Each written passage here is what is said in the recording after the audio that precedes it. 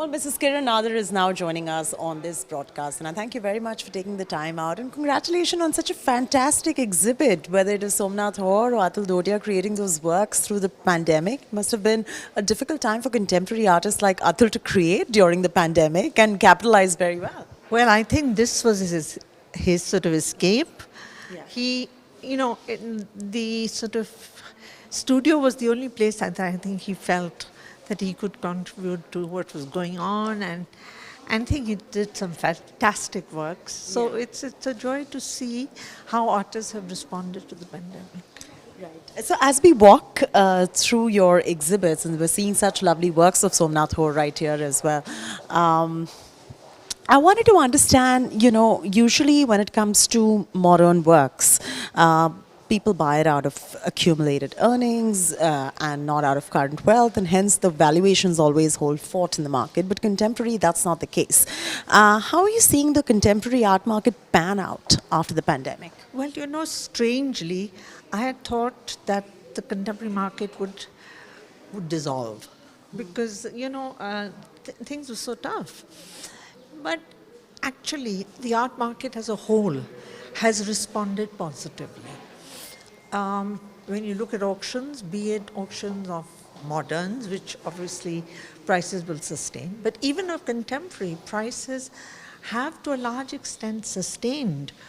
And so it hasn't been a bad time for art, which is one of the upswings of this period, which was unexpected to me. So would you say that the valuations of contemporary works have really not taken a beating at all post the 2020 pandemic that we saw? No, not really. Younger artists are being collected. Of course, their prices aren't huge, but people who had no interest in art suddenly feel they have a little disposable income, they want to do something with it, and they go to niche galleries and they've started looking at works. And very nice works are available. So I don't think it's taken a bad hit. I mean, you look at the Indian Art Fair, you probably will cover it, you'll see that all the Indian galleries are showing some fabulous works and their prices are not rock bottom. I wanted to also understand, so when you have the collectors as we walk along, as when you have the collectors and they love collecting modern to contemporary and whatever, that is an emotional buy for a collector. But for the newer generation, which is entering this particular market, who's not very exposed to it, with little disposable income to spare, are you seeing an uptick of those also coming in terms of being collectors, or are you seeing that piece missing in the puzzle? I'm seeing some interesting things happening. Now, there is this organization, I think it's called College Art. They've got a show curated by Bose Krishna Pachari. Yeah. He's taken, I think, some 100 student artists. Wow. And he's having a show of those. So that is affordable for, a younger generation of people. And I find that interest in art is growing, maybe in a small way, but because I feel it hasn't dipped during this period, that's a good sign.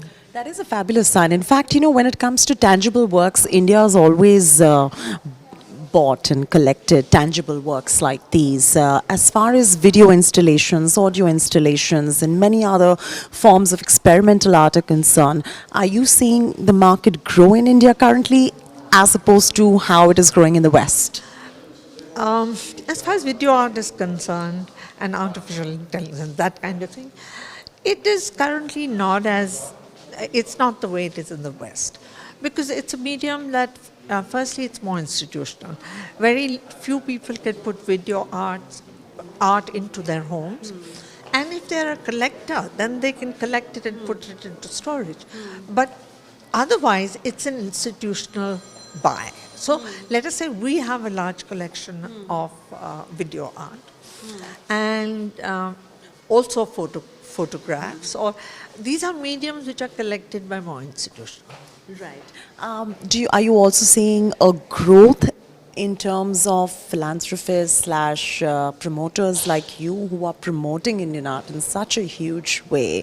I mean, we need so many more like you, and I seriously feel there are very few and far between museums like yours that really end up promoting art the way it should be.